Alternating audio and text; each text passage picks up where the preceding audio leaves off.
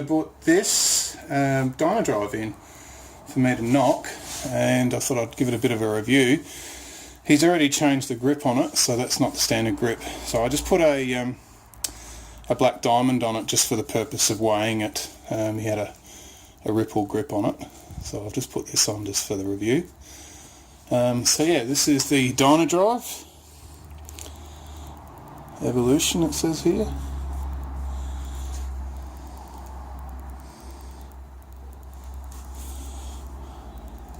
I think these are about a grade 3 or a grade 2. 1, 2, 3, 4, 5, 6, 7 and a bit grains.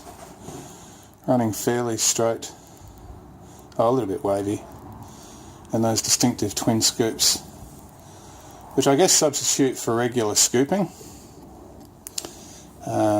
But they look cool, in my opinion. I've always liked the look of the Dynadrive, so I was really interested and happy to take this on, give it a review. I was actually looking for one of these, to be honest. I like all these old Gray-Nicolls Legacy bats. So let's have a look at the specs of this. This particular one has the normal semi-oval handle all the way up. Now, written under here, it's got some writing, and they've also written a weight on it which says 211. Now obviously that's 211 with the original Gray-Nicolls chevron, which I don't have, but let's see what it weighs. 210 and a half at the moment, so it might have lost a little bit of weight, which is not unusual for bats. You can imagine this probably being maybe on the shelf for a year or two.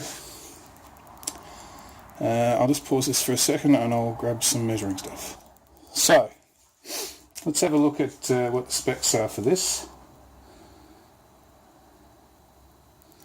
Head size appears to be 36, and spine height, I just put the veneers on it.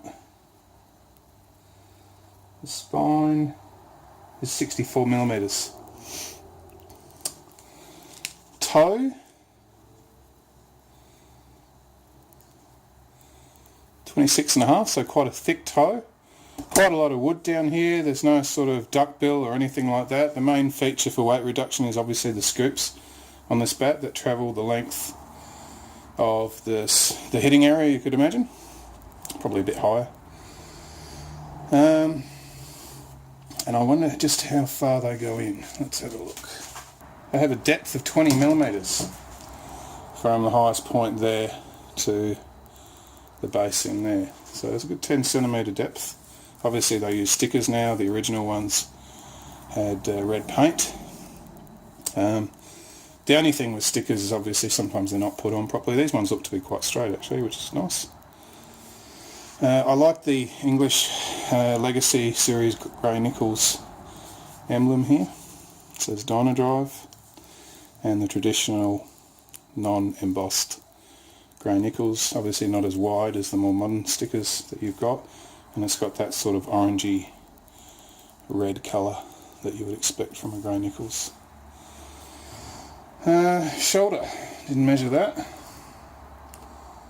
so it's got 14 millimeters on the shoulder.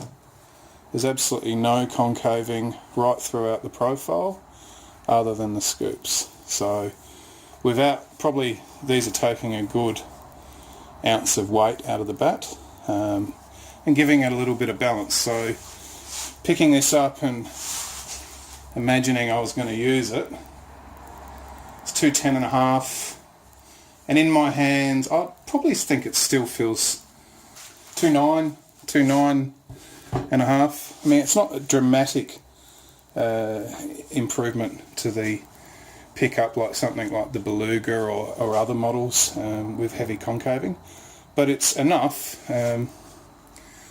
Now I'm going to tap it up, but I don't have my old faithful mallet, so I'm going to have to use the one that I do edges with.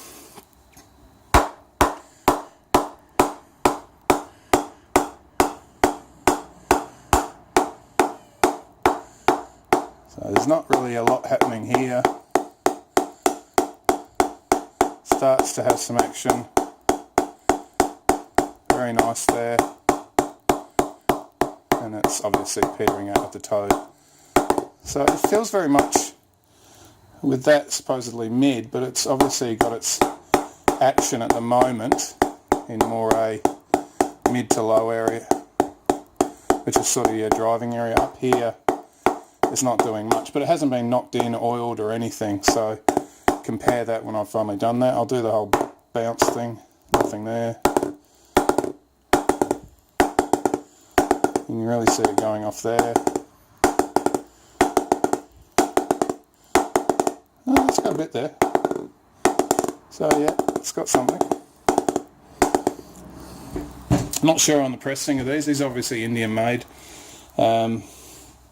Yeah, I might be a bit controversial here and say I don't actually find a lot of difference between bats made in the various sites that Gray-Nicolls have. So yeah, as far as pressing goes, they're all slightly on the firmer side, pressed for for durability rather than for instant performance, which means you're going to get value for your money. As long you can use it for a bit longer, as long as the shoulders don't snap off or the toe. If you knock it in properly, you should get a good lifetime out of it. Now let's have a look. It's a fully flat face, which is different to it's obviously different to the original one.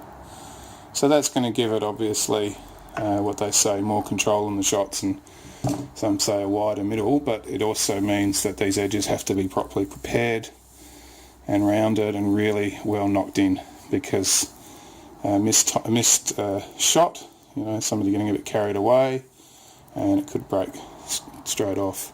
The other thing here is how that grain just sort of comes across here like that rather than being dead straight.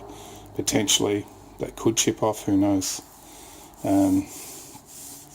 These type of bats I'd probably recommend, you know, use them with a scuff sheet, just purely because of that flat face feature.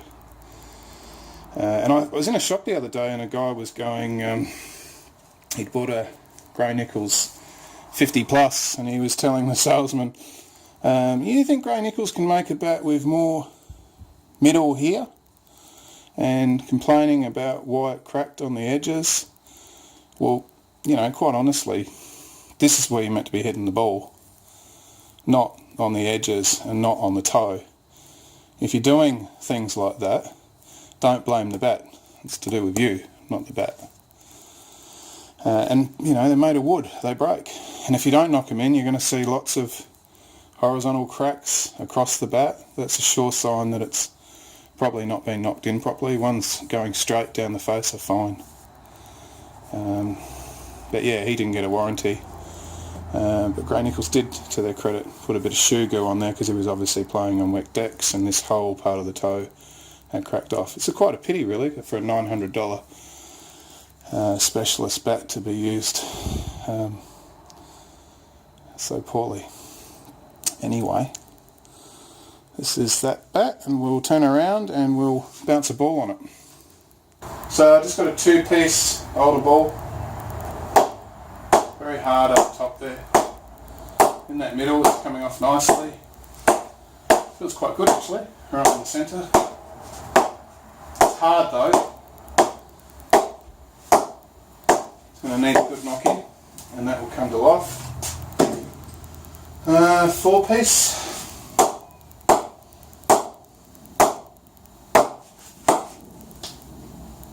I've just spotted the Duke. It's hiding from me. There we go. You'll probably see this from my last review that it was over here. Okay, the Duke. I'm just joking. Bit of vibration. Whoa. I feel sorry for you guys who don't knock your bats in, go out against a new ball. It just tears them a new one, because you can see how hard and high pitched this Duke sounds. It's like a rock. Playing in those tournaments with cheap balls, which just wreck your bats. So knock them properly and scuff the things, put some edge tape on, do whatever you can. Preferably don't use them against cheap bullets. I'll just buy a new bat every year. So as far as seam marks, obviously this is going to get knocked in. We've got lots of seam marks there from the Duke, as you can see there. So if I had knocked a bat and started to use it and I saw seam marks at this sort of depth, I'd probably withdraw it and keep knocking it. Yeah, all in all, I still like the Dynadrive. I think it's a fantastic bat. I like you know, these big convex bats. But to be honest with you, the problem with big convex profiles is they don't pick up very well. And this one sort of bucks the trend because it's really got scooping. It just doesn't look like it. It's got something a bit different, something from the 70s that still looks retro cool, in my opinion. But yeah, you know, if it was a traditional bat with a lot of concaving, it'd probably feel a lot more balanced in the hands. But yeah, anyway, GN Dynadrive. Thanks very much to Scott, and this will get knocked in and we'll review it again and see how it's performing once it's knocked in, and you'll see a big difference. Thanks guys.